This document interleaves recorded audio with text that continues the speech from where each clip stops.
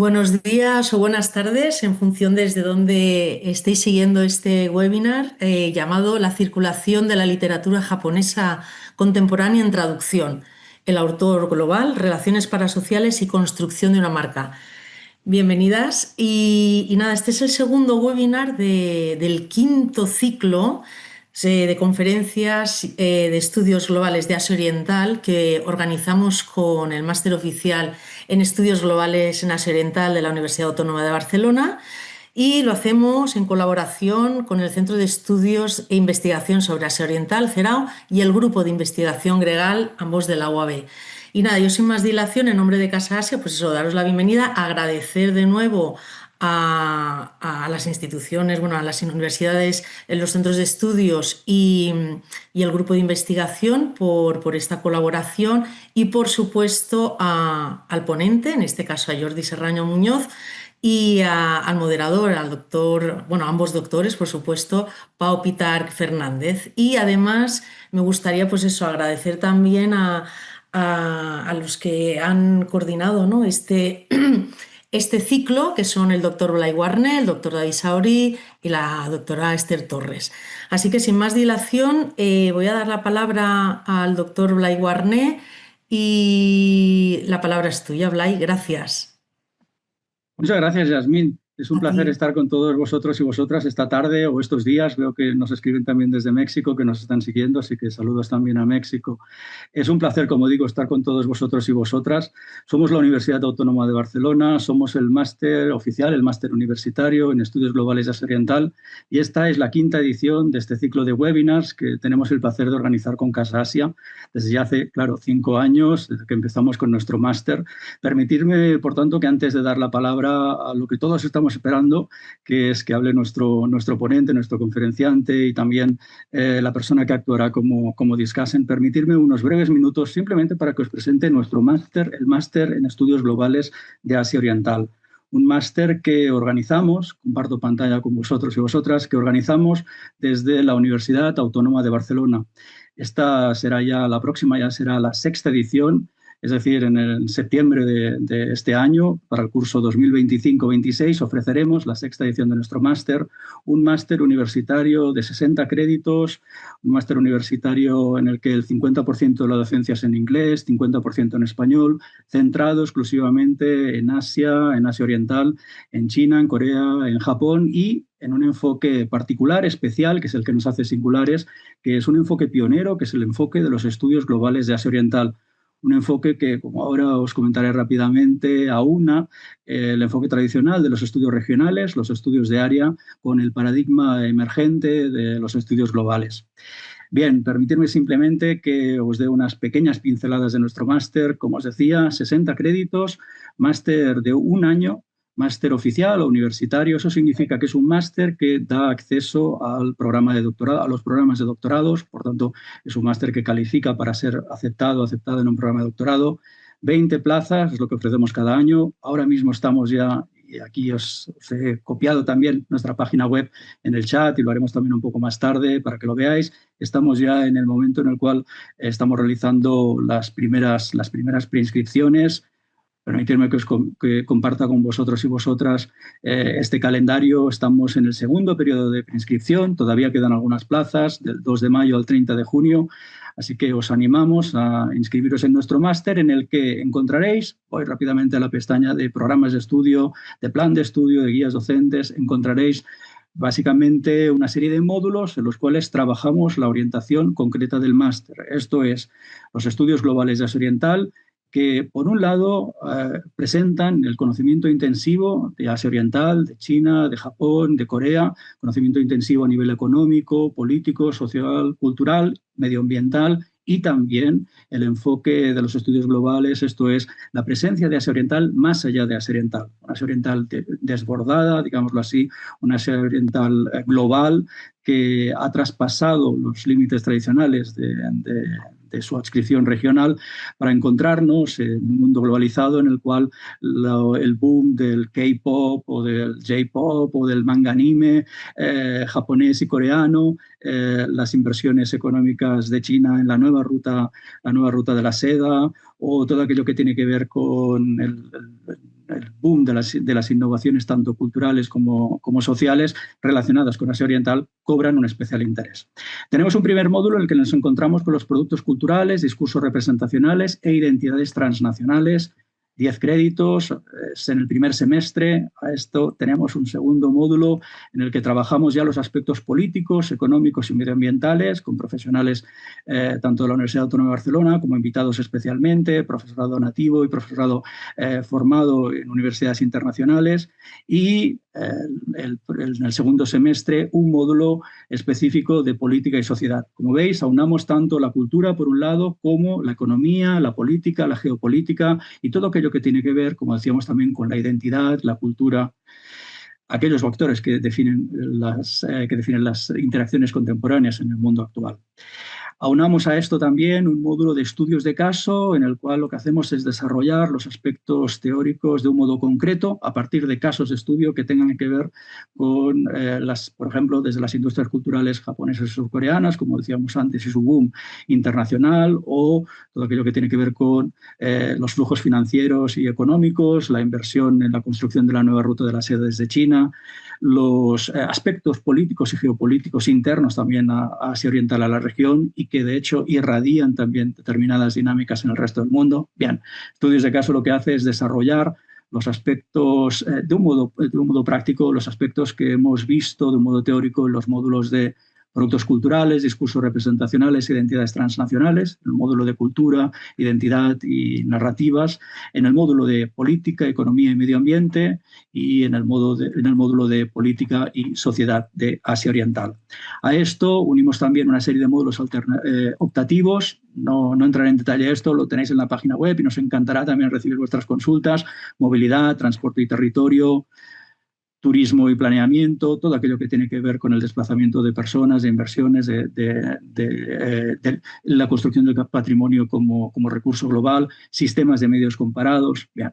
Y además tenemos un módulo especial en el cual hacemos especial énfasis, que es el módulo de trabajo de fin de máster.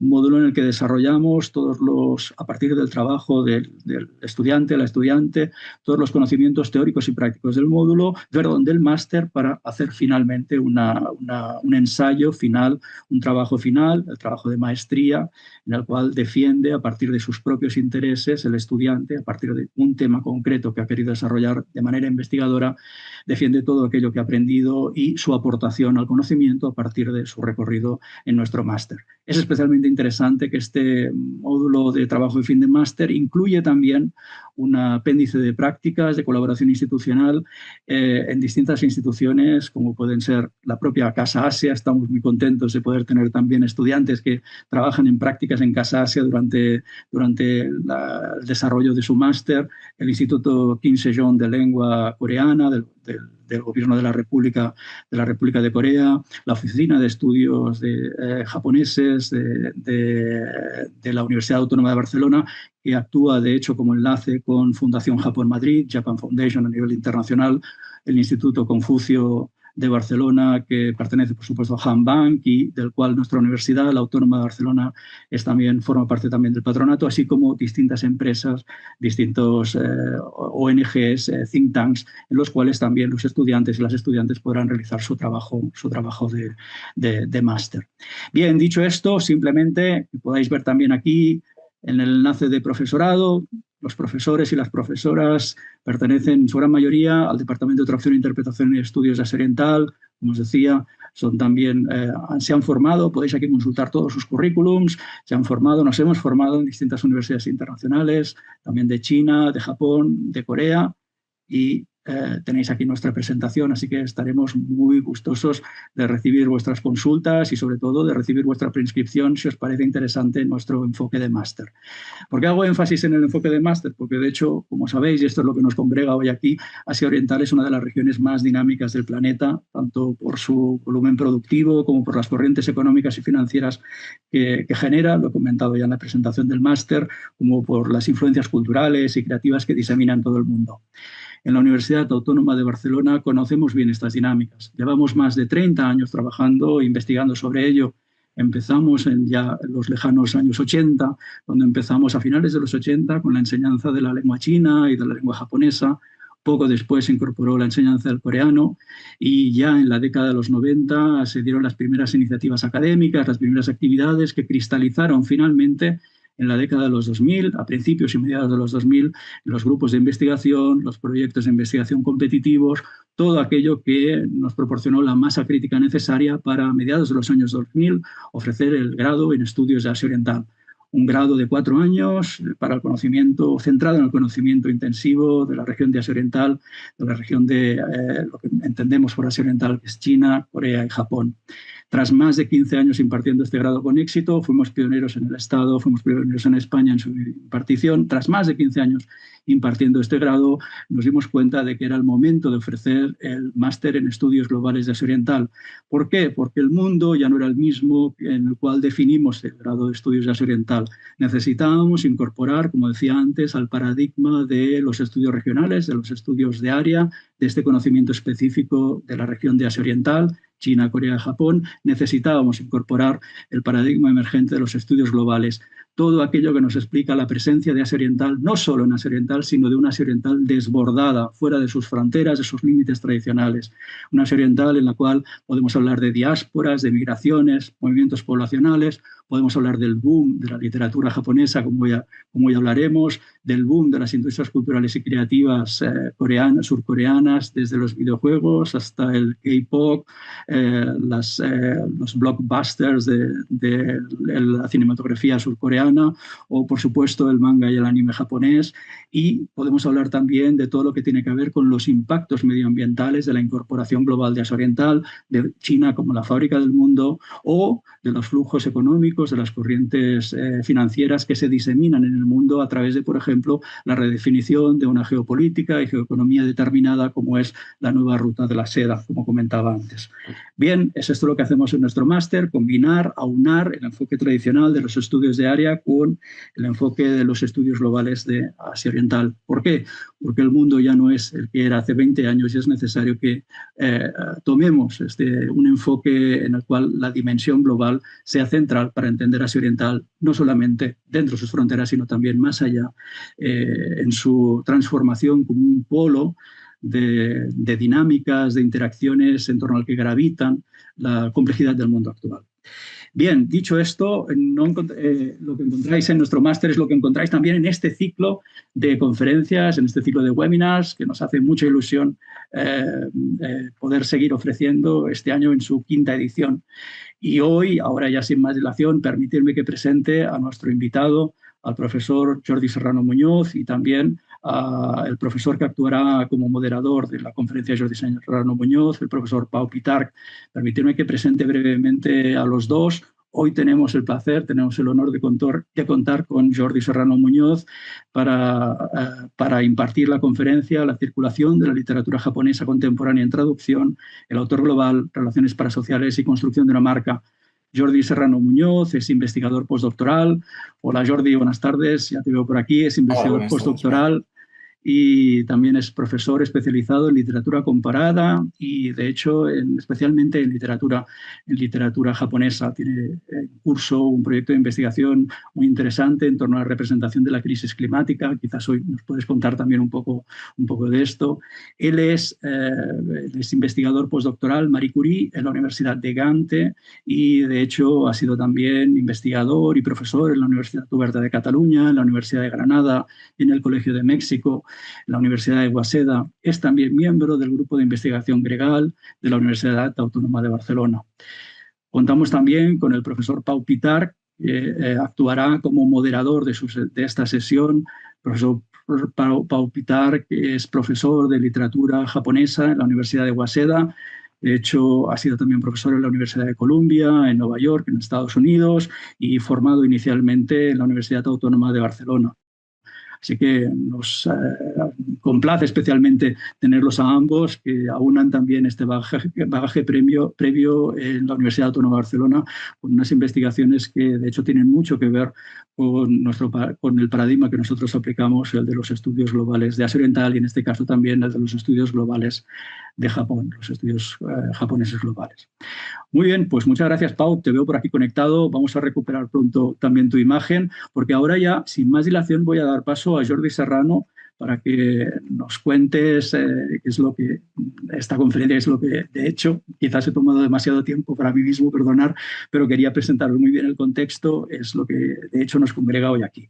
Cuando quieras, Jordi, tienes the floor is yours, tienes nuestro tiempo y nuestra atención plena para que nos expliques a qué te refieres con la circulación de la literatura japonesa contemporánea en traducción, el autor global, relaciones parasociales y construcción de una marca. Muchas gracias, Jordi. Hasta ahora.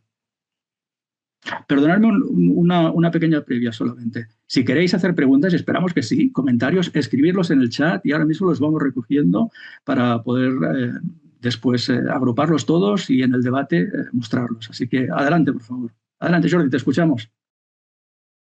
Bueno, primero de todo agradecer al doctor Guarné, al doctor Sori, también a Yasmina Aparicio y a toda la gente en Casa Asia por esta invitación a realizar esta sesión en la cual hablaremos de la circulación de literatura japonesa contemporánea en traducción, junto con el doctor Vital, que me hará de discussant y ayudará un poco a poner orden. Supongo que al final cualquier duda, cuestión, comentario que haya quedado pendiente o que pueda servir para ampliar la conversación.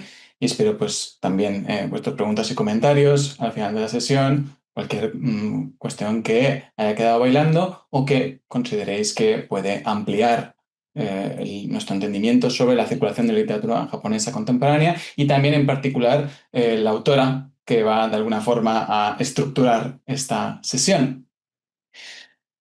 Antes de empezar, yo quería como situar esta sesión en un contexto más concreto y es el de por qué hablamos de la circulación de la literatura japonesa. Y esto quizá pues tiene que ver también con mis propios intereses de investigación. Yo tenía como una aproximación a la literatura japonesa que siempre estaba muy marcada por casi una perspectiva un poco materialista. Con esto quiero decir no tanto el estudio del texto literario en sí, que es muy interesante evidentemente, sino también cuál es la función que tiene el texto cuando se pone en circulación. Por ejemplo, en mi proyecto doctoral lo que hice es ver cuál era la imagen de Japón, el discurso sobre Japón que emergía de la circulación de la literatura japonesa en traducción. Es decir, ¿de qué hablábamos cuando hace unos años la gente se preguntaba, decía, ves que claro, la literatura de Murakami Haruki no es realmente japonesa? Es como, vamos a pararnos un momentito y vamos a decir qué estructuras, qué discursos están funcionando en todo esto. Detrás de estos procesos hay un montón de agentes involucrados. No solamente están los textos literarios, sino que también están los autores, están los traductores, están los editores y hay también todos aquellos miembros, agentes digamos, de la sociedad, nosotros mismos, que reaccionamos a través de la recepción y participamos en lo que viene siendo un circuito de circulación y de construcción de significado. Claro, yo el proyecto que hice ya hace unos añitos tenía una perspectiva un poco diacrónica e histórica, es decir, que partía desde el 45 hasta el 2016 y ahora digamos que en el contexto de la investigación que realizamos en el Gregal he querido como actualizarlo, es decir, ver exactamente, ponerle lo contemporáneo a contemporáneo, ir realmente a qué es lo que está sucediendo en los últimos años y no solamente marcado por qué es lo que nos está llegando en traducción, es decir, cuáles son las tendencias dentro de la literatura japonesa, sino un poquito también estudiar qué nos dice esto sobre la relación que tenemos con la cultura japonesa y también la relación que tenemos con la literatura contemporánea. Para también romper este tipo de tendencias que se tienen a veces en los estudios de área, que es, bueno, tú estás estudiando literatura japonesa y lo único que te preocupa es Japón. Dices, no, bueno, yo creo que hacer una aproximación a un corpus delimitado de una forma nacional realmente nos está hablando o nos puede hablar de cuestiones y de circunstancias que no solamente pueden estar compartidas por los países más cercanos en su región, como Corea, China, etcétera, sino también sobre cómo nosotros nos relacionamos con los textos literarios o, mejor dicho, con el fenómeno literario. Entonces, con esta sesión, evidentemente no me va a dar tiempo a hablar de todas estas cuestiones así a grosso modo, y la idea es centrarme en un caso en concreto. Es decir, tiene dos objetivos. Un primer objetivo sería reflexionar sobre el estado actual de la literatura japonesa traducida, y con esto es bastante importante, ¿no? Porque se generan como estos dos cánones, es decir, por un lado tendríamos la literatura japonesa que se escribe y se lee en Japón, y luego tenemos un segundo canon que va paralelo, que es aquel que hace referencia a la literatura japonesa que está traducida. No todo lo que se lee en Japón se lee fuera, ¿de acuerdo? Por una cuestión básicamente de sesgo y de acceso. En concreto, ver cómo esto se relaciona con lo que se llama el paradigma de la literatura global. Y ahora iremos viendo más o menos cómo afecta esta cuestión de lo global a la forma en la cual nos relacionamos con la literatura japonesa hoy en día.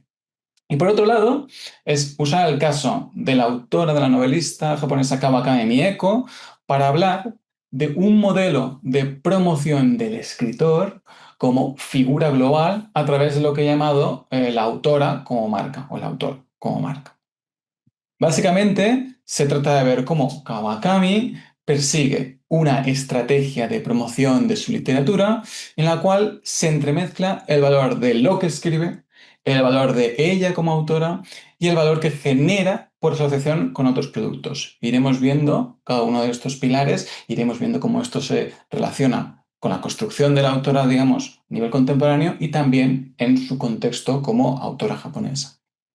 Al final, lo que se produce es un modelo de consumo en el que leer literatura, leer libros, ya no es el único objetivo de los textos literarios. Vender libros, conocer a la autora y comprar productos que no tienen que ver con el mundo literario están intrínsecamente relacionados como una única experiencia. Y creo que esto es importante de tener en cuenta cuando hacemos o cuando reflexionamos sobre cuestiones literarias, porque no son dinámicas o sectores que estén separados de otra producción, digamos, económica, y tampoco están separados de otra producción de generación de conocimiento y de generación cultural. Dicho esto,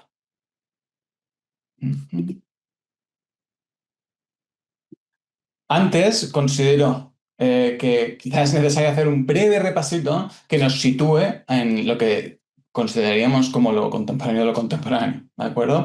Va a ser muy breve, porque no quiero detenerme demasiado. Al fin de cuentas, esta sesión no es un repaso histórico de la literatura japonesa, pero va a tener importancia para, digamos, para comprender las consecuencias de este proceso.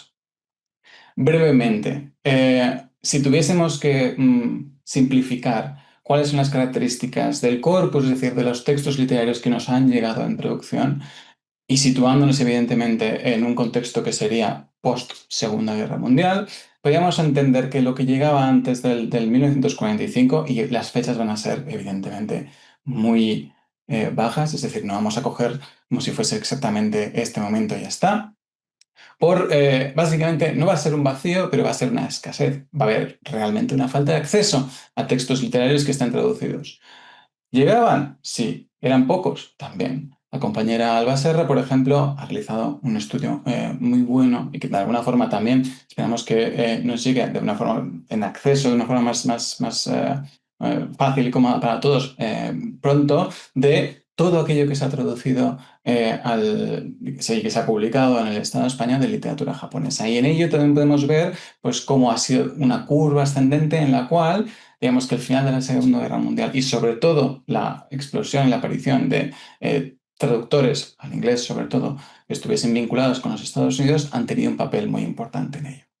Previo a este momento, sin embargo, teníamos pues eso, relativa escasez de acceso a textos literarios y además una forma de entender y de recibir estos textos muy marcada por un exotismo orientalista clásico, es decir, la idea esta del extremo oriente, que de alguna forma todavía no nos hemos acabado de sacudir, pero que es muy patente y muy evidente en cómo se promocionaban estos textos, en cómo eran recibidos, incluso en cómo eran promocionados.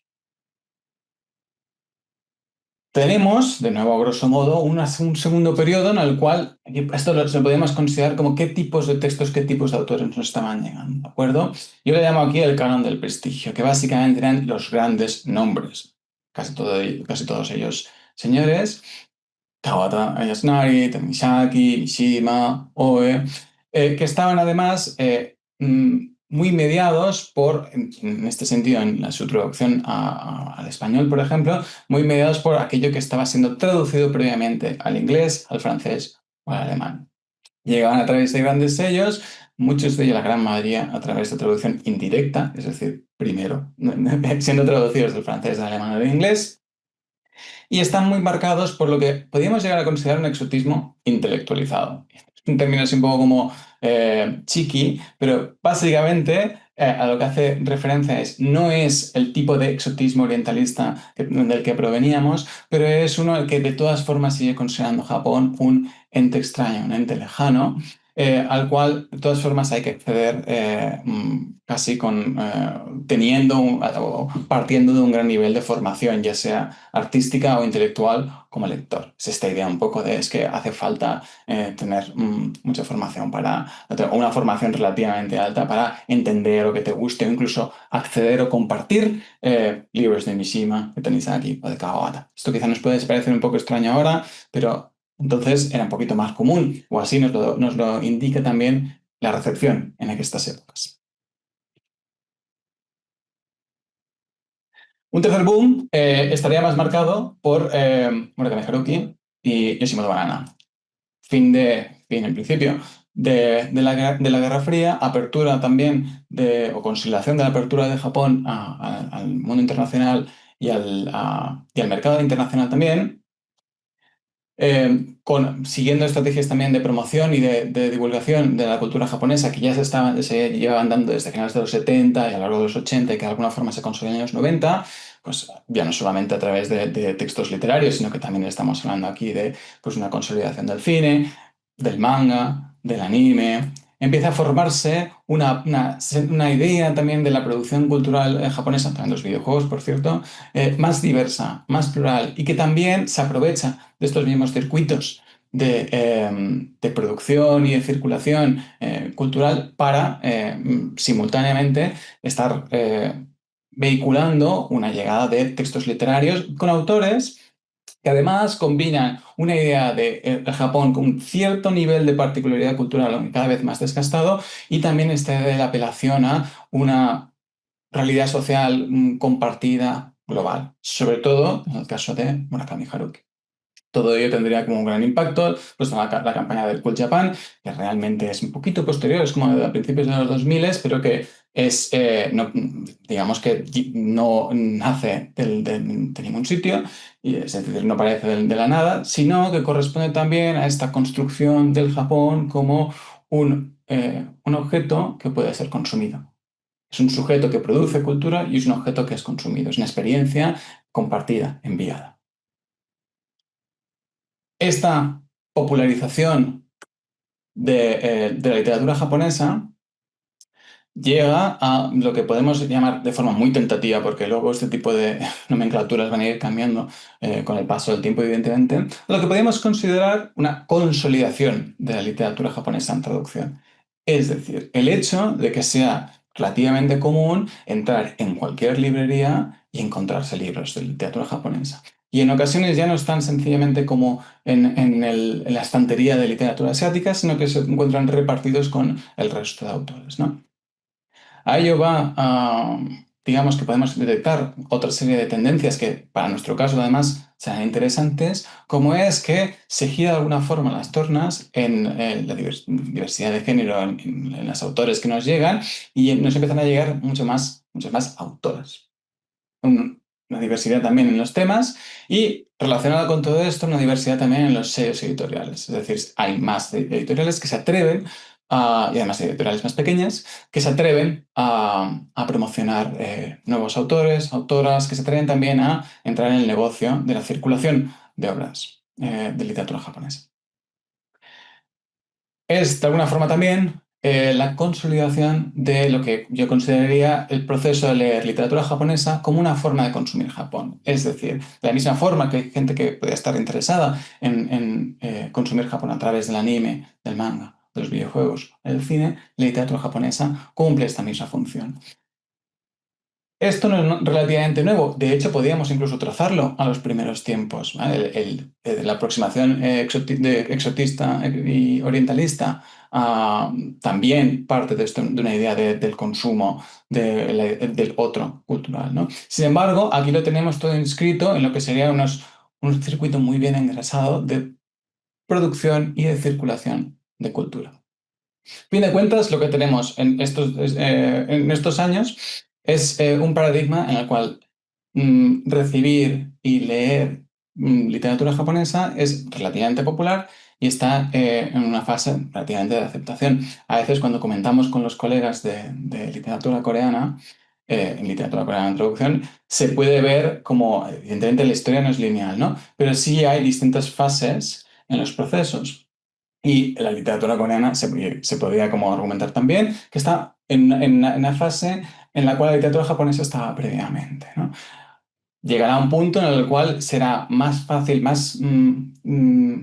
estará más normalizado poder encontrarse con estos textos y también la forma en la cual se seleccionan y llegan los autores a nuestros días. En este contexto tenemos a nuestra autora, Kawakami Mieko. Quizá algunos de vosotros ya la habéis leído. Os la voy a presentar de todas formas. Kawakami Mieko inicia su periplo literario a principios de los 2000. Previamente había tenido una carrera no muy exitosa en el mundo de la música y ella hace como una transferencia, digamos, a escribir versos. Se inicia como poeta y de hecho todavía a día de hoy se identifica como poeta. Combina la producción de relatos breves y de poesía con escribir en un blog, una cosa muy 2000era, por otra parte, y gana en el 2008 el premio Kutagawa por su novelita Chistoran, Senos y Huevos. Esto, para quienes conozcáis más o menos cómo funciona el mundo literario japonés, pues ya lo sabréis, supone una especie de bautismo literario, es decir, es un gran impulso para tu carrera, no va a asegurar que vas a ser un autor exitoso el resto de tus años, pero por lo menos te aporta esta oportunidad, ¿no? Y Kawakami aprovecha más o menos esta oportunidad para tener una carrera que podríamos considerar estable y también consolidada. No de gran popularidad, pero sí que le permite, pues básicamente, seguir escribiendo y seguir publicando y dando premios. Gana el Murasaki Shikibu en el año 2010 y gana el Tanisaki por Ai no Yume Toka, que no está traducido todavía, en el 2013. ¿Qué sucede entonces? Y aquí es el momento que creo que es interesante detenernos, porque la carrera de Kawakami Mieko podría parecer la de otros autores hasta la fecha.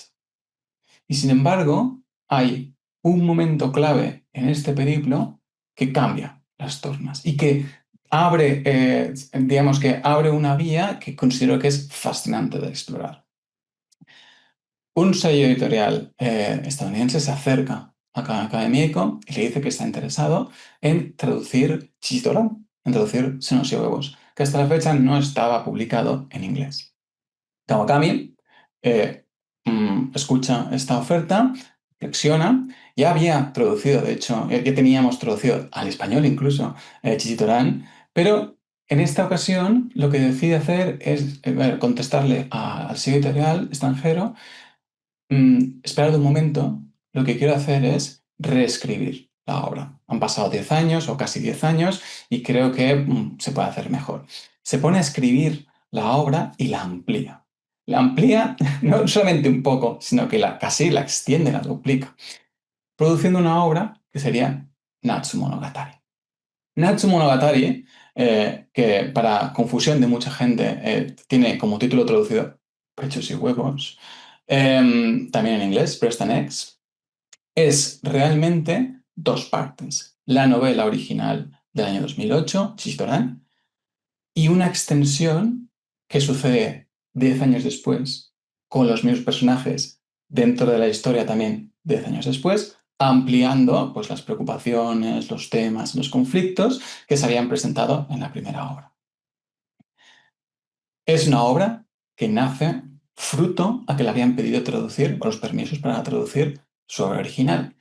Y sucede que es un éxito. Vende muchísimo se convierte en un éxito del día, de la noche a la mañana, también en Japón, y supone para ella como un gran impulso para poder abrirse al mercado internacional.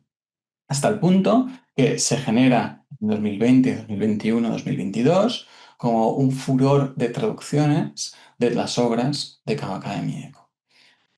Se traducen a más de 30 lenguas. Pocos autores japoneses, sobre todo jóvenes y contemporáneos, han tenido este tipo de éxito, han tenido este tipo de pool para traducir, para tener sus obras traducidas, sobre todo de forma tan repentina, ¿no?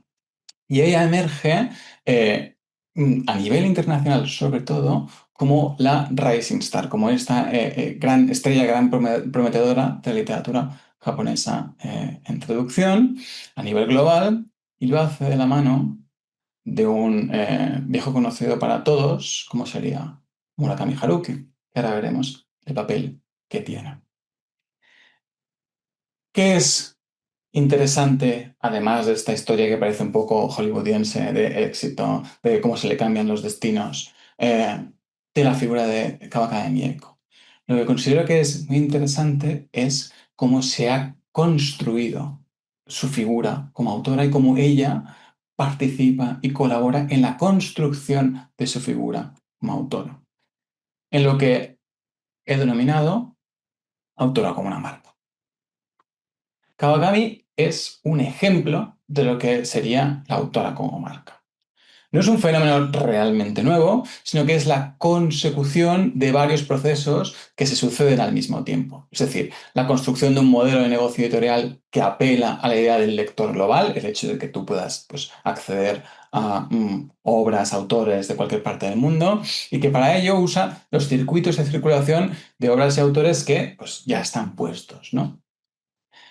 En este modelo, los autores y sobre todo las autoras, más allá de sus obras, son también el producto. Y ahora veremos eso también, cómo se materializa. Y por otro lado, es la construcción, también es la consecución de la construcción de una idea de aquello japonés como consumible, como una experiencia deseable, aunque con sus tensiones y sus particularidades en el caso de Kawakami. Es decir, la idea de que Kawakami es una autora japonesa no necesariamente es más importante que cualquier otra etiqueta que esté asociada a ella. Y esto es algo relativamente nuevo e interesante que tenga que ver justamente con en qué punto está la literatura japonesa en traducción a nivel global.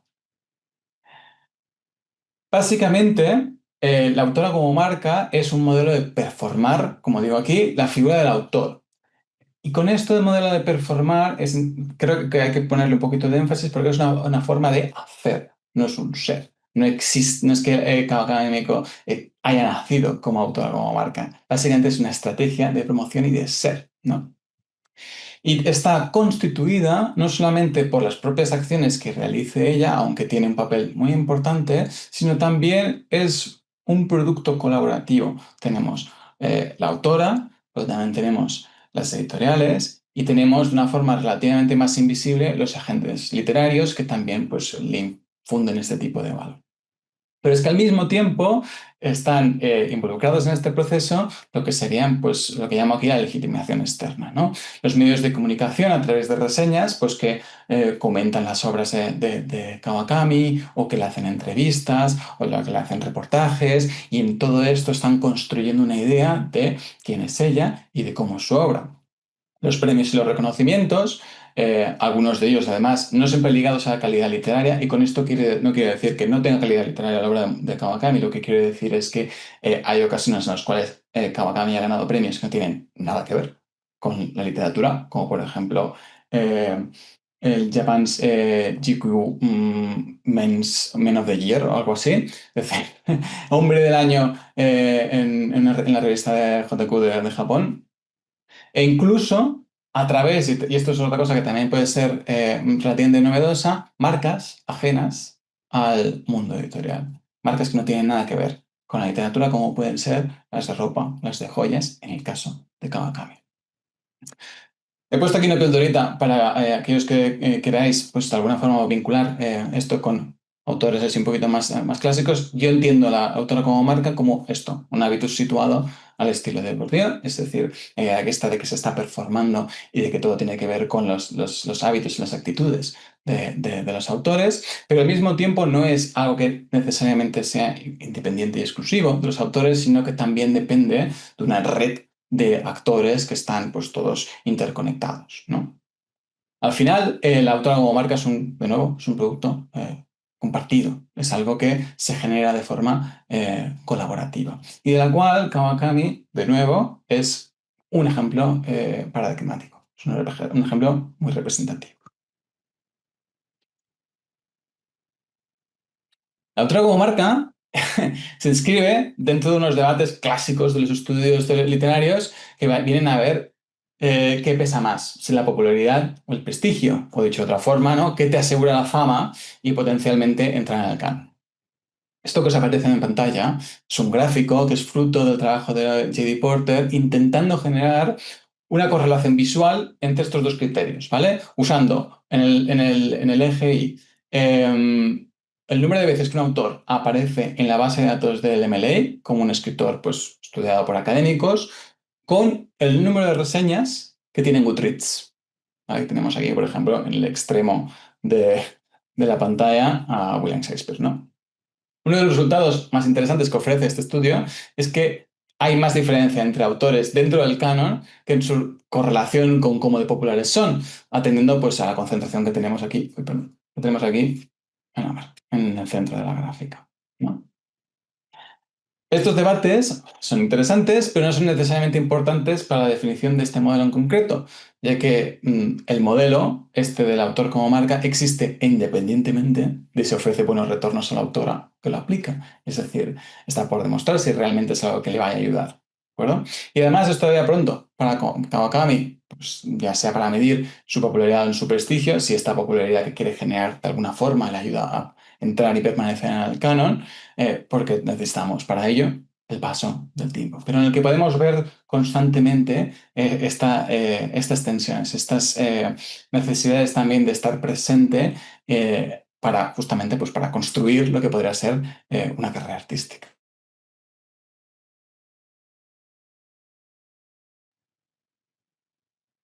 Se distingue de estrategias de promoción de circulación por exotismo de la particularidad de Japón. Es decir, no necesariamente busca promover la idea de la autora como japonesa como el único valor añadido que le tenga que dar para, pues, para que los lectores se interesen en ella o para que los críticos incluso se interesen en ella, ¿no? En ese sentido, se puede acercar más lo que Koichi Uchi llama el Mokuseki, la identidad nacional inodora, en productos culturales japoneses para hacer de ellos que sean más atractivos, aunque bueno, en su caso además hacía más referencia al atractivo dentro de sus países vecinos, ¿no? La idea esta de que para que algo sea atractivo no tiene que parecer tan japonés. Y esto de alguna forma se ve reflejado además en el caso de Kawakami. Si vais a ver el perfil de Kawakami con Goodreads, podéis ver digamos, el tipo de etiquetas, el tipo de, pues, de estanterías en las cuales los usuarios la han colocado. Y aparece que está guardada más veces bajo la etiqueta de literatura feminista que de literatura japonesa, sorprendentemente. ¿O no? Donde sí encaja Kawakami y el modelo este de la autora como marca en relación al desarrollo particular de Japón es en promover una forma de relacionarse con la cultura que está basada esto, de nuevo, en el consumo de la obra. Consumo de la obra, consumo de las marcas que promocionan la cultura, consumo de la autora y sus experiencias a través, a fin de cuentas, de relacionarse con ella en redes sociales. Ya veremos, de aquí a poco, su Instagram. El Japón como marca y la autora como marca comparten en esto similitudes pues, de proyección internacional y una creencia pues, en la correlación de capital simbólico, cultural y económico. Ella no es, de todas formas, la única ni la primera en hacer esto. Si imaginamos o pensamos en quién ha intentado aunar la idea de promoción del autor con la idea de promoción también de su obra, Dentro del caso japonés nos pueden venir a la mente fácilmente dos nombres, Mishima Yukio y Murakami Haruki. Sin embargo, vas a encontrar particularidades en el caso de Kawakami, que también reflejan el momento actual en el que estamos. ¿Qué es característico entonces del autor como marca? Yo creo que es un paso adelante. No es un nuevo modelo de esta tendencia, ¿no? Tenemos que parte de lo característico entonces de esta autora como marca es la comodificación del autor como viene a consumir más allá de su obra. Es decir, ya no solamente es que el autor promueva el consumo de sus obras, etcétera, sino que él también, o ella en este caso también, se convierte en un objeto de consumo. Y por otro lado también la construcción de que serían pues, estos sistemas de promoción que lo que hacen es adscribir valor generado a través de las relaciones parasociales, es decir, a través de la idea de que tú estás teniendo una relación concreta, cercana, sentimental o emocional incluso con la autora, sencillamente porque ves que interactúa contigo en redes sociales. Sobre lo primero, Murakami Haruki ya lo estaba promoviendo, ¿no? Y aquí os he puesto pues, parte del merchandising que vende él en su web, camisetas que están asociadas también a sus obras, ¿no? Vale, vamos a entrar un poquito más en el detalle concreto de Kawakami.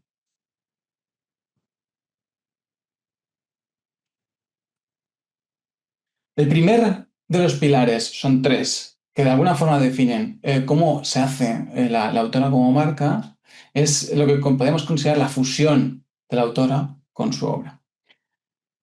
La mezcla entre todo y obra, hasta cierto punto, pues leer obras de una novelista en clave biográfica es común en autores de literatura realista, ¿vale? No es extraño que se haga una interpretación de una obra pues buscando la influencia que ha tenido la vida de la autora, sus condiciones personales o incluso sus compromisos políticos.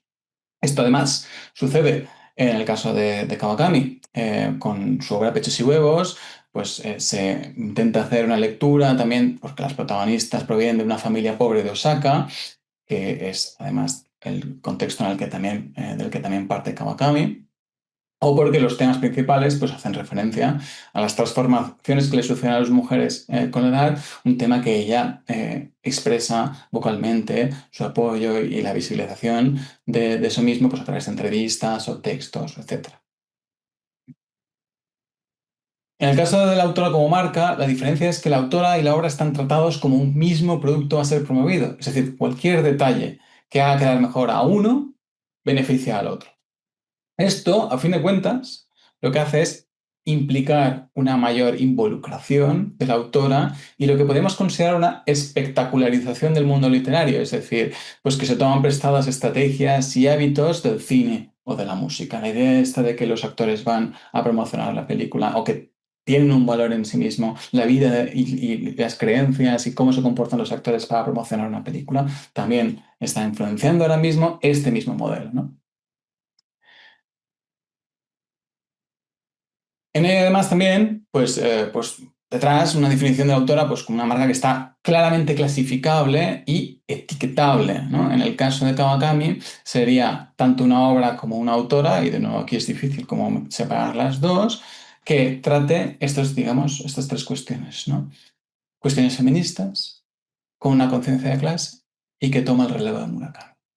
Vemos constantemente en textos, en reseñas, en su promoción de su obra, ya sea la que hace ella, ya sea cómo se recibe, sobre todo por medios de comunicación, esta serie de cuestiones. Vemos que están, de alguna forma, delimitando y dirigiendo cómo consumimos, cómo nos acercamos a su obra basado en estas categorías. Pongo aquí entre interrogantes esta autora feminista, autora más feminista, porque también se puede trazar un desarrollo y una evolución en la propia Kawakami al respecto de su autodefinición como autora feminista. Ella, previo al 2019, antes, digamos, de su popularidad internacional, se autodefinía como una autora feminista, una cuestión que podía ser incluso un poco polémica dentro de Japón. Y ella reconoce incluso el bullying que podía haber recibido por parte de otros autores y por parte de activistas de ultraderecha al respecto de ello. Y sin embargo, en el 2023 aparece ya cansada de la etiqueta y busca una más neutra. No quiere decir con ello que rechace seguir hablando de cuestiones que son claramente feministas. Tenemos en sus nuevas novelas que se sigue manteniendo este patrón, pero que no quiere ser etiquetada necesariamente. De alguna forma se da cuenta de que el monstruo que ha creado se la está medio comiendo, la está fagocitando y la está simplificando. Y empieza a autorreferirse como que es una autora que habla de temas más humanos, sea lo que sea eso. El segundo pilar de la autora como marca, vamos a ponernos un poquito más, quizá más spicy, tiene que ver justamente con cómo la autora sirve como un vehículo de promoción de productos que no tienen que ver necesariamente con la literatura. Aquí os he puesto, por ejemplo, la imagen en la cual tenemos a Kawakami celebrando que ha sido galardonada con el GQ Man of the Year en Japón. No es la primera mujer que gana este premio y de hecho incluso en esta misma edición lo gana también otra artista, pero justamente venimos de comentar cómo parte de su marca estaba construida sobre el pilar de ser identificada como autora feminista. El hecho de recibir el premio de Hombre del Año pues puede generar un poquito de tensión en sí mismo, ¿no? Y como ella lo usa también para promocionarse. Si os podéis fijar en la imagen, vemos que está citando no solamente a GQ Japan, sino también a Maison Valentino. ¿Qué sucede con esto? Vemos a Kawakami que más allá de autora, o mejor dicho, de forma paralela a ser escritora, también tiene una relación con marcas de ropa o marcas de perfume o marcas que podrían estar consideradas de lujo, de promoción, de sponsorship, de colaboración. El modelo contractual puede variar y siempre va a ser un poco difuso, pero lo que tenemos es un trasvase de valor de un lado para otro. Es decir, ella se resignifica como más valiosa asociándose con estas marcas y estas marcas también derivan un valor capital simbólico del hecho de pues, estar asociadas con una autora de cierta popularidad. Sin embargo, es curioso y lo que es una de las características quizás del modelo de autora como marca es que difiere del modelo más tradicional pues, de transferencia de valor, como sería de Nolan Matz, que básicamente es pues, el famoso, es el que le está dando valor al producto, ¿vale? Es George Clooney el que le da valor al Nespresso.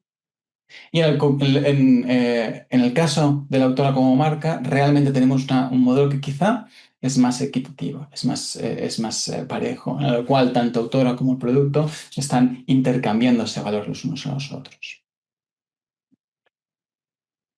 En ese sentido, además, resulta interesante ver qué tipo de productos se están promocionando, porque no está promocionando particularmente aquí, pues, qué son lonchas, sino lo que está haciendo es asociarse con marcas de lujo, como por ejemplo aquí tenemos al lado de un Montblanc gigante, que además, pues quizá tiene un poquito de lado más problemático, teniendo en cuenta, pues, quizá una de las connotaciones morales que pueden haber asociadas al hecho de que, pues, como academia, no solamente proviene de un background así un poquito más desfavorecido, que eso no sería problema, sino que ella, de alguna forma, aboga por la visibilización de los problemas estructurales y de pobreza en Japón, que aparezca, pues, vestida de Dior y al lado de un Montblanc, quizá pueda generar un tipo de tensión, ¿no?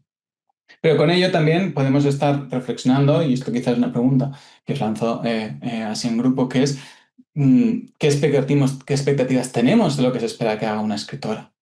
¿Es esto algo que esperamos que hagan unos escritores, que hagan brand deals, que hagan como negocios con otras marcas? O quizá porque no esperamos que forma parte del hábitus de lo que normalmente se espera de un autor, nos está generando un poco de tensión, ¿no? Porque consideramos que esto podría ser extraño o extraño dentro de lo que sería la promoción de una autora o de obras literarias, mientras que quizá no lo consideraríamos igual si fuese un músico o un actor. Y el tercero de los pilares, digamos, lo que sería la construcción de la autora como marca, tenemos las relaciones parasociales. Esto es una parte que a mí particularmente me fascina y es hasta cierto punto la que de alguna forma también me prendió la chispa para, para reflexionar sobre esta autora, porque yo la conocía desde solamente como autora a nivel lector y sin embargo empiezas a ver la empiezas a seguir en Instagram, empiezas a ver cómo se relaciona con sus lectores, cómo de alguna forma se promociona, cómo construye su marca y empiezas a darte cuenta de muchas cosas, ¿no? Entendemos entonces que con Kawakami es Instagram. Con otros autores puede ser Instagram y también pues en su momento era Twitter, X, etcétera, pero quizá tiene valor particular Instagram por su lado visual, ¿no? Es una ventana de promoción internacional. Es decir, es su forma de llegar de forma casi sin mediar a más gente. Y además es un espacio de autocanonización, es decir, de la misma forma que todas las personas que de alguna forma estamos en plataformas, en redes sociales, estamos curando nuestra imagen, ella también está curando su imagen como autora. Está escogiendo qué mostrar, está escogiendo cuándo mostrarlo y además está escogiendo con quién relacionarse. Como por ejemplo, cuando comparte esta captura, esto es un momento muy Zoom, por otro lado, de muy pandemia, de el club de lectura que tenía Natalie Portman durante la pandemia de la COVID, en el cual mm, comentan una de sus obras. Y ella pues muy feliz, lo está compartiendo y está reivindicando pues el hecho de que, pues mira, Natalie Portman me ha visto, me ha validado y forma parte en sí mismo de algo que quiere compartir, ¿no? Pero no solamente es un proceso de canonización internacional, también tenemos un proceso que combina lo internacional con lo nacional. Y con ello, el papel de Murakami Haruki ha sido fundamental. Porque además han tenido una historia bastante movidita. En un primer momento, además, Kawakami Mieko chocó relativo con Murakami Haruki durante un conversatorio, un Taidan que tuvieron, en el cual Kawakami le preguntó a Murakami porque era que todos sus personajes femeninos estaban al servicio de sus personajes masculinos, lo cual era bastante un bofetón simbólico en la cara del autor, a lo cual él se pudo zafar más o menos con una respuesta más o menos diplomática. Podría parecer que esto supondría aquí una gran diferencia, o como la ruptura de una relación, pero realmente no. Han ido muy de la mano tanto Murakami como Kawakami, colaboran en varias ocasiones y aparece la recomendación de Murakami en los blurbs, como son en las fajas, por ejemplo, o en los paratextos de las obras de Kawakami como la mejor autora o la voz más interesante de nuestro tiempo, de alguna forma como si fuese un paso del relevo generacional de un lado al otro. Sé que querido compartir además esta imagen del Instagram de Kawakami porque hace referencia a un acto que se hizo en Waseda el año pasado, que curiosamente se hizo en japonés, evidentemente, se hizo una lectura en japonés y un comentario en japonés, y sin embargo, el post que decide subir Kawakami está en inglés. Lengua en la cual normalmente ella no escribe, si os habéis ido fijando en el resto de posts que os he compartido. Ella normalmente escribe todo en japonés. ¿A quién está apelando con ello? Y si podemos ver en los comentarios, es lo mismo. Está apelando a sus lectores internacionales. A fin de cuentas, esto es un espacio para la conexión y la generación de vínculos parasociales con sus lectores. Y creo que esto es una diferencia crucial con otros autores. También se genera con ello lo que podemos considerar una cercanía performada, es decir, las relaciones parasociales son jerárquicas, son desiguales por naturaleza. Realmente tú no eres amigo de Kawakami por estar siguiéndolo. Y los seguidores quizá lo pueden llegar a entender, pero se pueden sentir más cercanos. ¿Por qué? Porque hay esta idea del acceso a su vida personal, el acceso también a lo que ella te pueda, digamos, a su día a día. No solamente tenemos posts de promoción de su carrera, de las cosas que hace, sino que tenemos, por ejemplo, pues eso, selfies, está clarísimamente, yo creo que esto es un taxi, posts en los cuales también aparece pues, después de haberse cortado el pelo, o con ramos de flores, o con su perro salchicha, al cual quiere muchísimo, o también a lo que al fin de cuentas es una mezcla entre el costumbrismo de la vida de cualquier tipo de personas y también pues, luego posts de brand endorsement, en el cual aparece pues, en una gala de Miu Miu. ¿Cómo de distinto es esto de la forma en la que se promocionan los influencers? Me pregunto, ¿cómo es esta, digamos, esta adquisición, este cruce de hábitos entre pues lo que sería una autora hoy en día y otro tipo de agentes culturales, ¿no? Algo a reflexionar, creo. Conclusiones. He querido presentaros el caso de Kawakami para que reflexionemos sobre cómo se construye la figura del autor como un agente que genera valor que va más allá de su producción literaria. Es decir, ya no solamente es Kawakami lo que escribe, sino que es Kawakami y ella misma y Kawakami con quién se asocia o qué es lo que promociona, ¿no? Aquí hay varios sectores que están cruzados, que todo tiene que ver con, de alguna forma, la reflexión sobre cuál es nuestra relación con la cultura, si es una relación realmente como de más intelectual o artística, o si también estamos, esto es un paso más en una forma de entendernos con ella, como si fuese de nuevo un objeto de consumo. Con esto también está interesante que reflexionemos sobre cuál es el papel del autor como un bien que también circula, se distribuye entre distintas industrias y también en distintos circuitos internacionales, ¿de acuerdo? Como existe una misma estrategia que ya no está localizada para los países concretos, sino que básicamente apelan a todos ellos. Y luego una serie de implicaciones que de alguna forma creo que eran subyacentes a toda esta presentación, que es pues, el posible sesgo de género. ¿Sería esto posible con un autor? El caso de Murakami Haruki quizá llama un poco la atención, pero tendríamos también otras autoras del sur global o otras autoras, pues, por ejemplo, con las cuales también estaría asociada, María Enríquez o en el caso en su caso, por sus preocupaciones feministas, en muchas ocasiones se ha considerado a Kawakami como si fuera la Elena Ferrante japonesa, con lo que podría significar todo ello. Y luego, última diapositiva. Conclusiones más generales para el estado de la literatura japonesa. ¿Es Kawakami Mieko un referente o una excepción?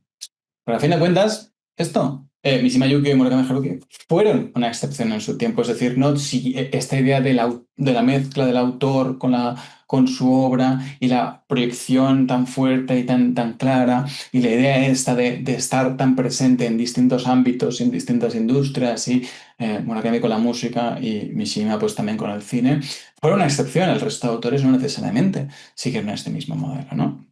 Quizá yo no estoy diciendo que esta vaya a ser la dirección que vayan a tomar todos los autores o todas las autoras. De hecho, es posible que siga siendo una excepción. Y sin embargo, es interesante e importante que reflexionemos sobre qué nos está diciendo esto del estado de la literatura japonesa en traducción y también la literatura como pues, una expresión cultural, ¿no? También es interesante pues, reflexionar sobre si es posible compaginar, mantener de forma equilibrada, pues esta una dimensión que es esencialmente transnacional con un atractivo nacional. Esta idea un poco de Kawakami Mieko es una autora global, es una autora japonesa, ¿cuánto tiene de global, cuánto tiene de japonesa? Como si fuesen categorías que no son equiparables, ¿no? O que de alguna forma tuviesen que estar una opuesta a la otra.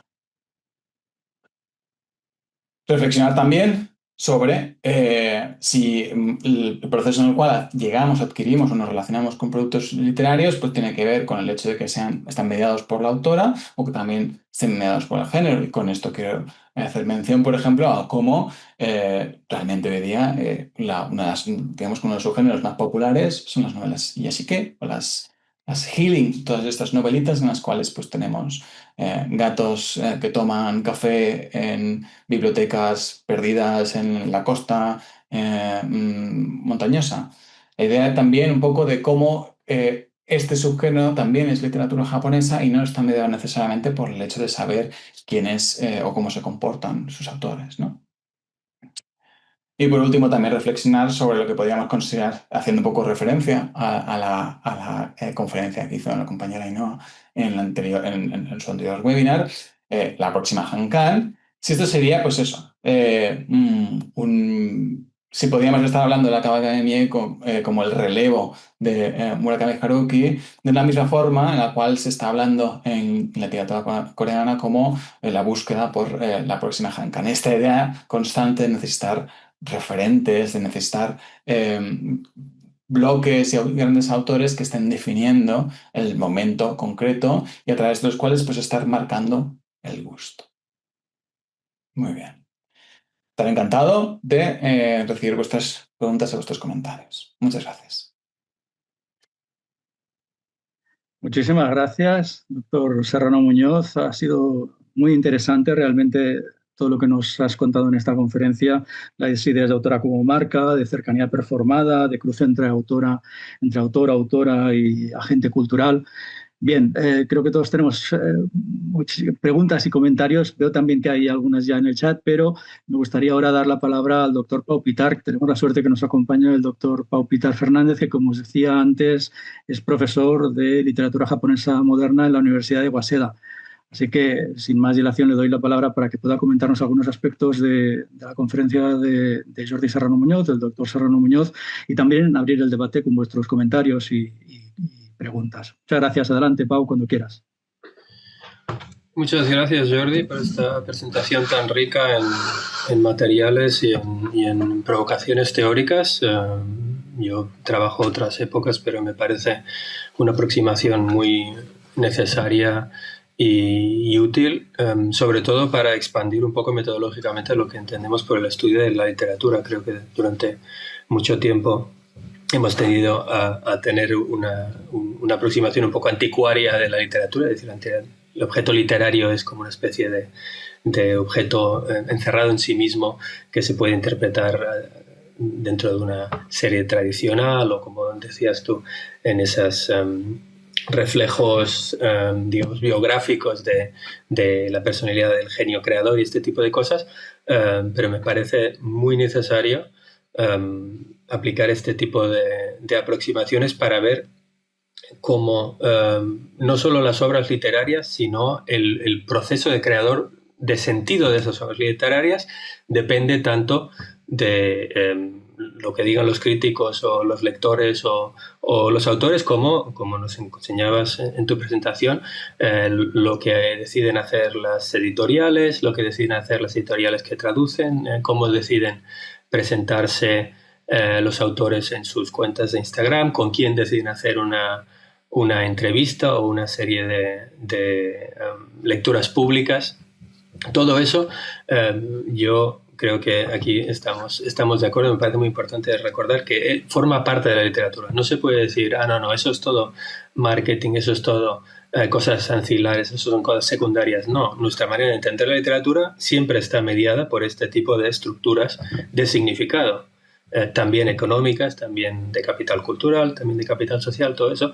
Pero la idea que me parece que tu presentación transmite muy claramente es que todos esos elementos acaban formando un significado. No es solo qué está vendiendo aquí Kawakami, es qué significa Kawakami en nuestro sistema cultural, cómo se interpretan sus obras en nuestro sistema cultural, ¿no? Y estas dimensiones me parecen muy necesarias, no solo para el momento presente, sino para entender la cultura en general. Y aquí estoy muy contento de ver el trabajo que están haciendo en Gregal, el grupo del Dr. Guarné, porque entiendo que también es un proceso, un proyecto parejo de interesarse por estos procesos a nivel global y no solo dentro de esta especie de fantasía de la historia nacional o la historia cultural, como si los seres humanos no hubieran leído en varias lenguas desde siempre y hubieran escuchado varias músicas y hubieran hablado con gente de todos sitios, ¿no? Dicho esto, sé que ahí veo ya las preguntas en el chat, pero quería lanzar un par de preguntas para empezar la conversación. La primera, un poco, si pudiéramos, no te voy a pedir una perspectiva histórica, pero quizá si nos pudieras caracterizar un poco la especificidad de Kawakami, en lo que es la historia de este autor marca o autora marca, porque yo creo que este análisis se podría aplicar desde la era Edo, se podría aplicar en muchos casos. Desde el momento que hay un sistema de distribución de textos y de medios, yo qué sé, Santo Kyoden, por ejemplo, tenía una marca muy específica que salía en sus Yomi-hon con su nariz y anunciando su... Santo Kyoden tenía una tienda de tabaco que siempre anunciaba en sus libros, compré tabaco en la tienda de Kyoden en Edo. O sea, product placement existe desde el siglo XVII. Y luego en el siglo XX, si yo digo, por ejemplo, Dazai Osamu, todos nos viene a la mente fotos específicas, poses específicas, Mishima y el culturismo, Ishihara Shintaro yendo en motocicleta por Argentina. Este tipo de creación mediática del autor tiene una historia muy larga. Entonces tenía curiosidad por escuchar un poco más cómo explicarías lo que es específico de este momento de Kawakami, que quizá no se aplicaría o se aplicaría de otras maneras en gente, por ejemplo, yo que sé, como tú mismo has mencionado Mishima o Dazai. No hace falta irse a la era Edo, pero quizá en lo que es el sistema de medios de posguerra. Esa sería la primera pregunta que tenía. Y la otra cosa, quizá para hablar un poquito más escuchar un poco más sobre cómo son las obras de Kawakami, y como ya tiene una historia, una carrera relativamente larga, ya 17, 18 años, ¿no? Desde Chichitoran ya es su carrera literaria, ya es mayor de edad. Pues si serías capaz de establecer una cierta, no necesariamente una relación directa, pero una especie de evolución de las obras al paralelo de esta evolución de su marca como autora, de ser ex-idol que tiene un programa de radio en Osaka a me estoy haciendo una foto con una Mont Blanc de 3 metros, ¿no? En cuestiones de temas, por ejemplo, en cuestiones de estilo, o cosas tan simples como el formato, ¿no? Y es una cosa que he oído de varios autores japoneses que me dicen, cuando hablo con agentes extranjeros y les enseño mis libros de 150 páginas, me dicen, vale, pero no tienes uno de 300, que me será más fácil venderlo a traducir, que no uno de 120 páginas, que no tenemos un formato así en las editoriales españolas, en las editoriales inglesas, ¿no? Entonces tendría mucha curiosidad por saber si hay una especie de evolución dentro de la obra de los textos de Kawakami, que se pudiera establecer unas relaciones un poco más directas con esa evolución de su imagen que has contado también. Y luego iremos a las preguntas del público, pero si pudieras decir algo sobre eso estaría muy agradecido. Gracias. Muchísimas gracias, Pau. Sí, a ver, sobre la primera pregunta, yo no consideraría que el modelo de la autora como marca es algo necesariamente nuevo o algo rompedor, sino más bien tenemos que entenderlo como una consecución contemporánea, es decir, es como la forma actual de un proceso de construcción también, has dicho, mediática del autor, que está respondiendo a varios procesos simultáneos digamos, de la evolución de la literatura japonesa, o más bien de la industria de la literatura japonesa, y cómo esta encaja también en la evolución de la literatura,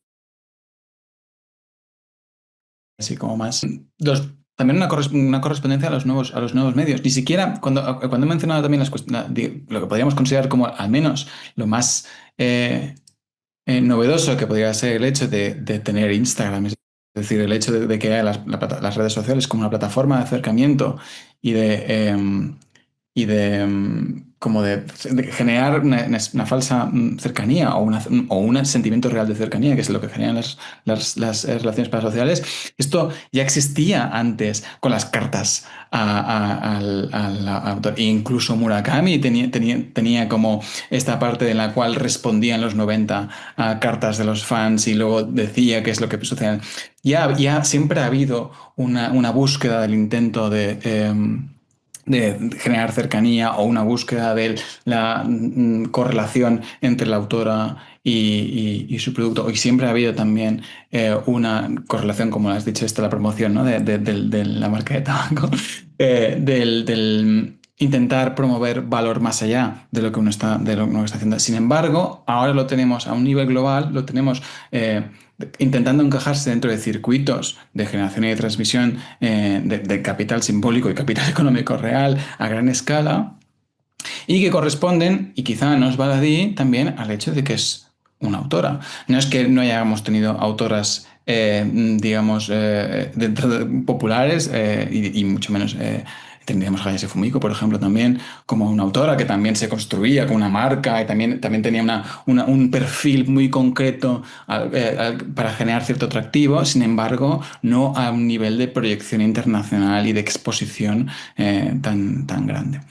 Entonces, quizá sería interesante entender esta serie de procesos no como algo nuevo y rompedor, sino justamente como la evolución que responde a los procesos, digamos, culturales. De nuevo, no solamente de Japón, o mejor dicho, de la transmisión y circulación de lo que se supone que es la cultura japonesa fuera de sus fronteras, porque yo creo que las dinámicas que tienen dentro pueden ser distintas.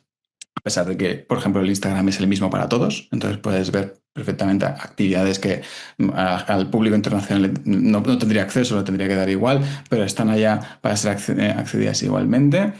Y también a procesos que tienen que ver con cuál es el estado de la literatura global. Es decir, el caso de Kawakami Mieko también se puede pues, poner en un ejercicio interesante, podría ser pues, compararlo con el de nuevo Mariana Enríquez, o podría ser también el podríamos verlo también con la Chimamanda,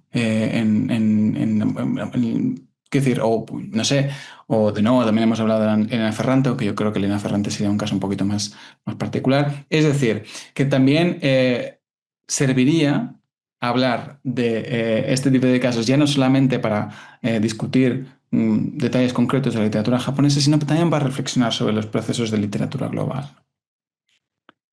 Y luego, sobre la segunda pregunta, que tiene que ver más con...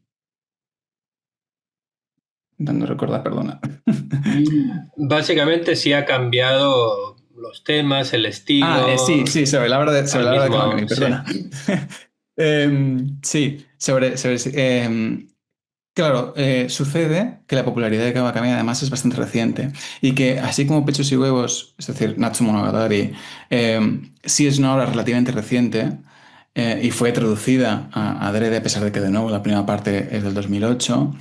Las otras traducciones que han salido son obras que ella había escrito previo a su momento de gran popularidad extranjera, es decir, tanto Heaven como, sobre todo Heaven, que es el que más ha sido traducido fuera de Japón, más allá de Natsu Monogatari, son obras que tienen unos años, que son de nuevo del momento de Kawakami sin haber estado tan expuesta a este nivel internacional.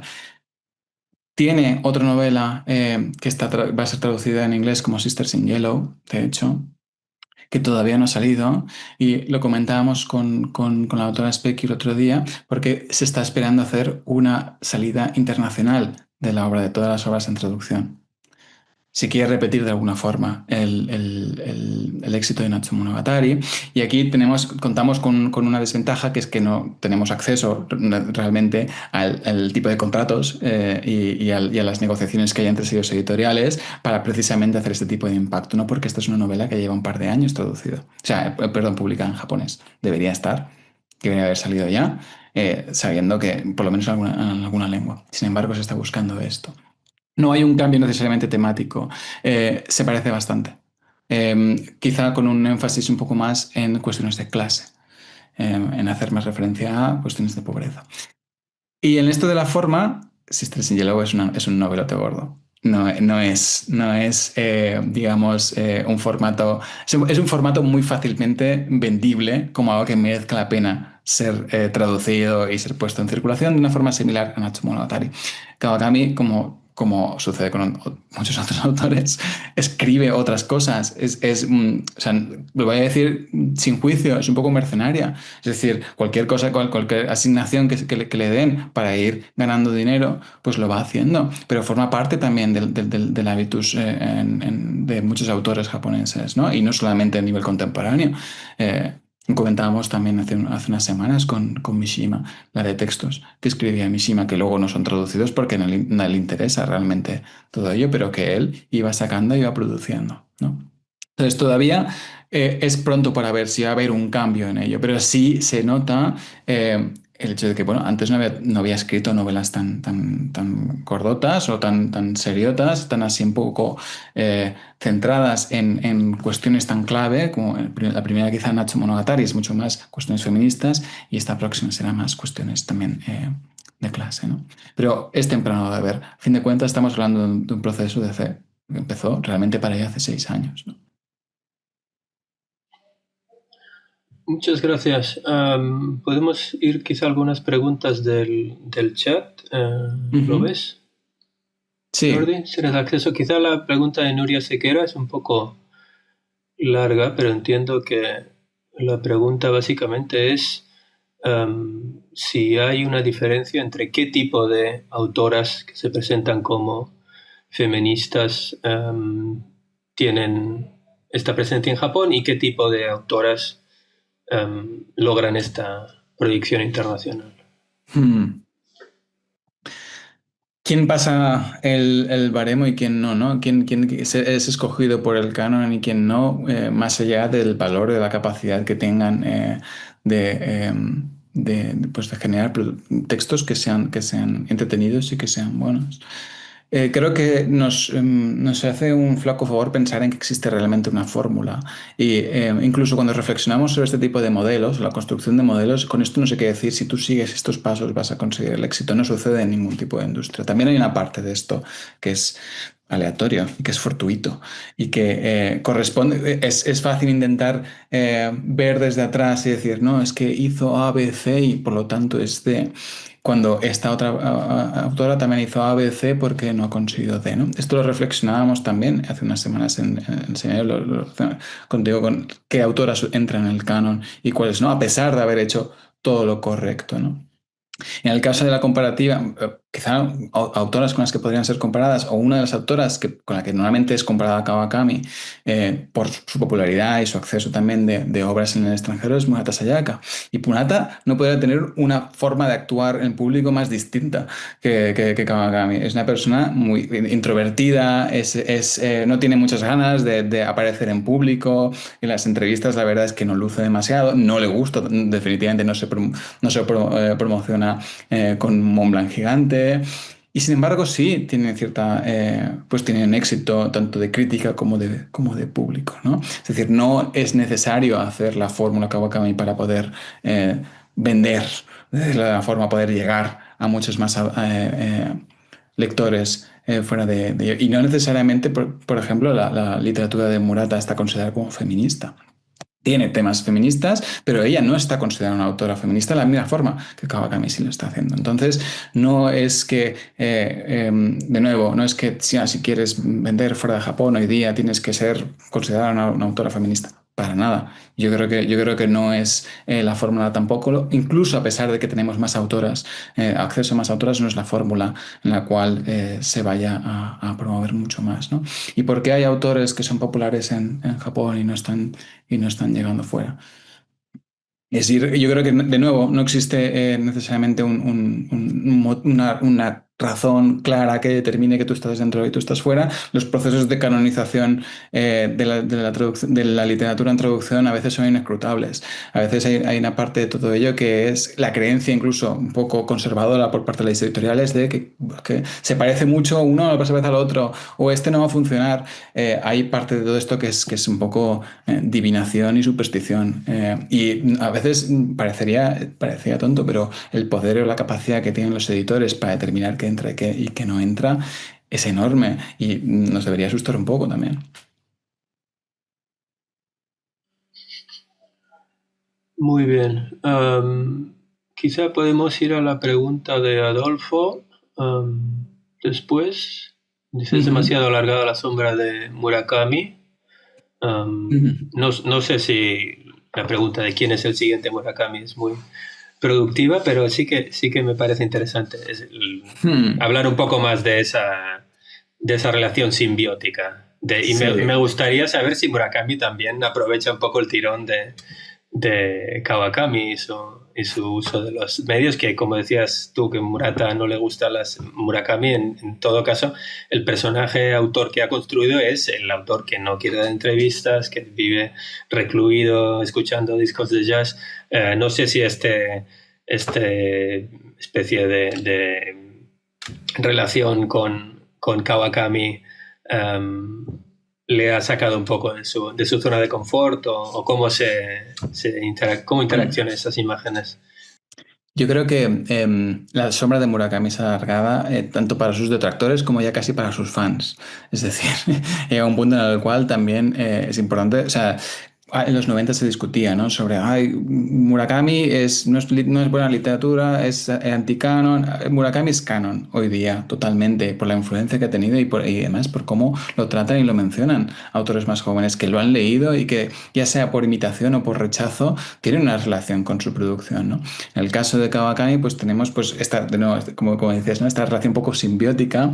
Yo me quiero guardar de no intentar entrar a psicoanalizar los motivos que puede tener Murakami para, después del bofetón que le pegó simbólico Kawakami, como para luego acercarse a ella y parecer un poco como más cool, más feminista, a pesar de que sus novelas o sus obras no cambian, porque Murakami no cambia la forma en la que escribe, sigue escribiendo igual y los mismos temas y las mismas cosas prácticamente desde los 80, pero sí creo que se reconoce o se reconoce mutuamente una capacidad de construcción de marca. Esto, la biblioteca Murakami que hay en Waseda es, hasta cierto punto, también se puede considerar un templo a la autocanonización en vivo. Está construida toda a base de los tropos asociados con él mismo. Entonces, es verdad que él se ha construido como una persona que no le gusta hacer entrevistas ni nada, pero para ser una persona que no le gusta hacer entrevistas, no tiene ningún tipo de problema en que le perciban como un objeto o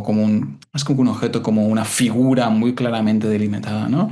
Tú vas allá a la biblioteca esta y tienes una recreación de su despacho escuchando la música que le está escuchando en el mismo momento, etcétera, etcétera. Y otra ala de la biblioteca con todas sus obras traducidas en todos estos idiomas. Y unas escaleras en las cuales pues tienes una selección de varios autores que él dice, según recuerdo cuando estuve allá, que más o menos preseleccionaba, ¿no? ¿Qué relación tiene con Kawakami y todo esto? Yo creo que existe digamos, como esta forma de entender la promoción. Yo no creo que tanto que sea a nivel japonés, sino también a nivel internacional. La idea de cuál va a ser el referente ¿no? ¿Cuál va a ser la persona, la primera persona en la que piensen cuando le digan a un lector estadounidense literatura japonesa? A pesar de que con ello, o que su obra, incluso su figura, no tenga nada, no tenga tanto que ver con elementos que se consideren particularmente japoneses o esencialmente japoneses, como es el caso de Murakami o es el caso de Kawakami.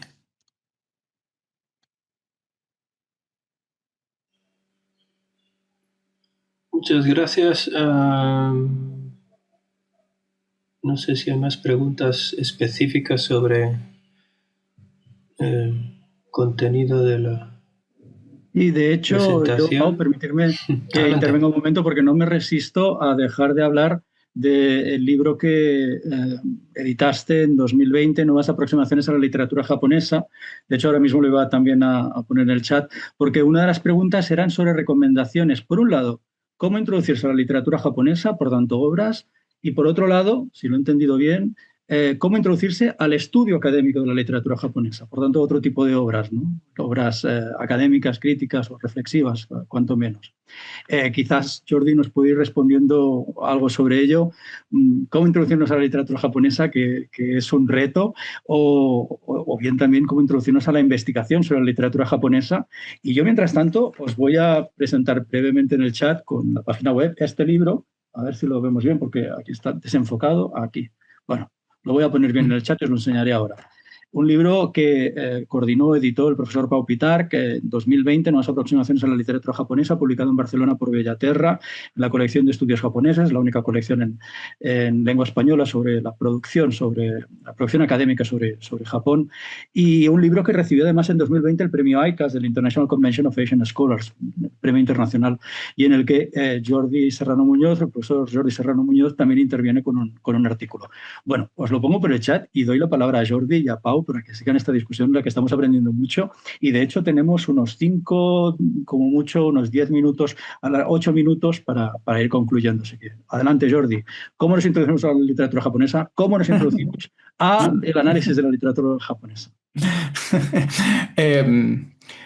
Voy a responder primero a la segunda pregunta, porque justamente creo que es el libro, o sea, queda muy feo, ¿no? Promocionar un libro que ha editado Pau y en el cual he participado yo, pero sí que sería una buena aproximación, justamente porque es un libro contemporáneo. Y quizá vinculado con eso primero está la idea de que ¿cómo introducirse a la literatura? Más que buscar introducirse a la literatura japonesa, o más que buscar introducirse a la literatura crítica o a la crítica académica de la literatura japonesa, yo le giraría esta pregunta y pensaría qué es lo que te interesa exactamente de la literatura japonesa.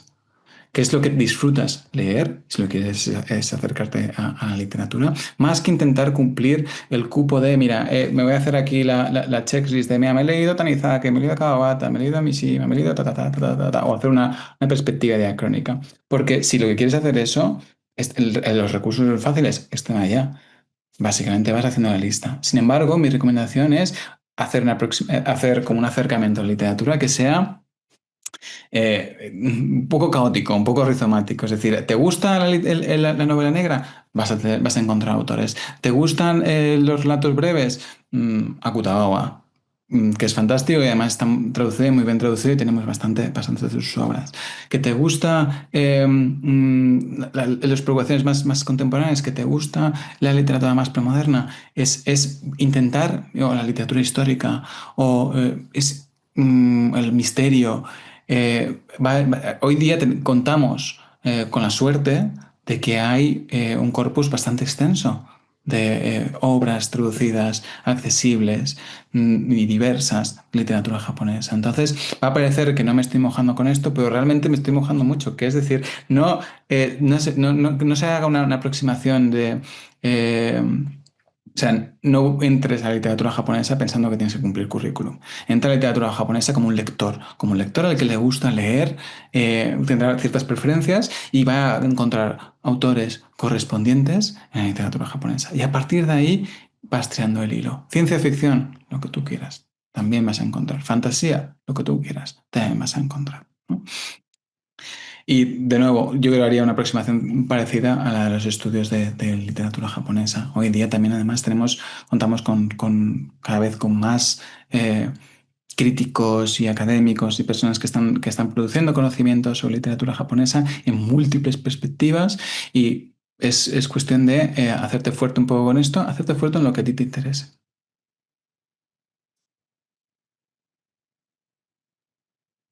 Fantástico. No sé si hay más preguntas, más comentarios. Yo creo que lo hemos ido recogiendo todo. Si se nos ha pasado algo, por favor, decírnoslo. Pero creo que, de hecho, sí que hemos podido captar exactamente lo que comentabais, las preguntas, las dudas, las ideas que iban saliendo. También durante la intervención, la conferencia de Jordi Serrano, os hemos ido dejando algunos enlaces, tanto a la página web para que veáis la producción y las líneas de investigación de Jordi Serrano Muñoz, como a la de Pau Pitar, para que veáis también sus líneas de investigación y su producción, así como a la de algunos otros autores que se han ido citando, aparte también de nuestra actividad en el grupo de investigación Gregal, donde Jordi Serrano Muñoz es miembro del grupo, y Pau Pitar, que es también colaborador. Creo que por nuestra parte estaría, pero antes de nada, muchas gracias, creo que nos lo dicen. Eso es para vosotros, no para nosotros. Así que, Pau, no sé si tienes algún otro comentario o Jordi, por supuesto. Adelante, Pau, sí. No solo animar al público también a lanzarse a leer literatura clásica japonesa, que es riquísima, bellísima, y además que tenemos magníficos traductores al castellano, Carlos Rubio, Rumitani, Ariel Stillerman, y hay muchas cosas disponibles. Y además, yo lo que digo siempre, no hace falta leerse todo el libro. Nadie se leía todo el Genji. Nadie se leía Claro. todo Heike Monogatari. La gente ibas a la fiesta del señor feudal que te había invitado y cantaban una parte del Heike. Pues si agarras un libro de Genji y lees una historia, ya está, no hace falta leérselo todo. No hace falta leerse todos los poemas del Kokinsho. Literatura clásica japonesa, puedes picotear un poco y descubrir un mundo completamente nuevo, y yo animaría a los participantes a zambullirse en él también. Genial, muchas gracias, Pau. Doctor Pitarch. Adelante, Jordi. Definitivamente, que no confunda a nadie mi claro interés por todo aquello contemporáneo. Tenemos muy buenas obras también en literatura japonesa clásica, y yo también animo a que se acerquen, y sobre todo también me voy a hacer, ya que toca también animar, a que también lean más relato breve, que es un formato que es fantástico, muy bueno, muy accesible, y que, como dice Pau, tampoco hace falta leerse todo el libro entero. Una cosa de las grandes cosas bonitas que tienen los relatos breves es que puedes ir picoteando entre ellos, ¿no? Fantástico, pues nos habéis liberado de mucha presión de cómo poder adentrarnos a terrenos que igual no conocemos tanto. Muchas gracias a todos y todas, muchas gracias lo estoy viendo, y el agradecimiento es para vosotros. Incluso alguien nos comentaba ahora, Cristina creo, nos comentaba, estuve hace tiempo en un seminario de literatura contemporánea en la Universidad Complutense de Madrid, quizás 2-3 años, y esta ampliación ha sido fantástica. Saludos desde Tokio, desde Perú, desde México. Bien, muchísimas gracias a todos y todas. Por nuestra parte, nos queda, por supuesto, agradecer a Jordi Serrano Muñoz esta conferencia en la que hemos aprendido mucho y nos has creado también ciertas preguntas para seguir investigando, y, por supuesto, a Pau Pitarch por acompañarnos, por ejercer como discussant, como moderador de esta sesión. Ha sido realmente muy enriquecedor el diálogo entre los dos. Y, de hecho, simplemente por nuestra parte, agradeceros nuevamente, agradecer a Casasia y comentaros, y ahora ya paso la palabra a Yasmín para despedir la sesión, comentaros que la próxima sesión será, ¿verdad, Yasmín? Será el 12 de junio. Hemos hecho la del 26 de mayo, será el 12 de junio, y será la dedicada a China. En este caso, como sabéis, seguimos esta línea de los estudios globales de Asia Oriental, y seguimos, por tanto, también la orientación que tenemos en el máster universitario de estudios de Asia global en la Universidad Autónoma de Barcelona, y será dedicada a China, y tendremos aquí una conferencia: ¿qué papel tiene China en el conflicto israelí-palestino? Así que realmente será interesante y oportuna, con Inés Arcos-Criche del CIDOB y comentada por el doctor Ferran Pérez Mena de Durham, de la Universidad de Durham, también formado en la Universidad Autónoma de Barcelona, y también ha sido profesor en nuestro máster en estudios globales de Asia Oriental. Bien, pues sin más que comentar, adelante, Yasmín. Muchas gracias a Casasia, como siempre, por acogernos y por darnos este entorno para poder seguir pensando sobre estos temas. Gracias, Yasmín, adelante. Gracias. Bueno, nada más que añadir, me sumo a los agradecimientos. Gracias, Jordi, por compartir, ¿no?, tu conocimiento, experiencia y pasión en el tema tratado. Hemos aprendido mucho, ha suscitado mucho interés. Gracias, Pau, por la moderación. Gracias, Blay, también no solo por presentar, ¿no?, el ciclo, el máster, sino además ahí pues has complementado muy bien la exposición con enlaces muy interesantes que recomiendo que se consulten. Y nada más, simplemente pues recordaros, ¿no?, que desde Casa Asia pues tenemos el compromiso, ¿no?, de difundir lo que es la cultura de Asia y el Pacífico, y tenemos cursos online también sobre literatura muy interesantes, a cargo también de especialistas, así que os animamos a adentraros, ¿no?, en este mundo a través también de estos cursos que están muy bien. Y nada, nos vemos en el próximo webinar, que, como ha dicho Blay, pues será en junio, a cargo de la investigadora Inés Arcos-Criche, de máxima actualidad. Y muchas gracias a todas las personas que habéis participado, tanto como ponentes, como en la elaboración de este maravilloso ciclo, del que soy fan, y a las personas que habéis asistido. Y aprovecho para dar recuerdos a las estudiantes en prácticas que están del máster, que están en Casa Asia. Simplemente eso, y muchas gracias a todas y a todos. Muchas gracias. Buenas tardes. Muchas gracias a todas. Hasta luego. Saludos a todos. Gracias. Gracias.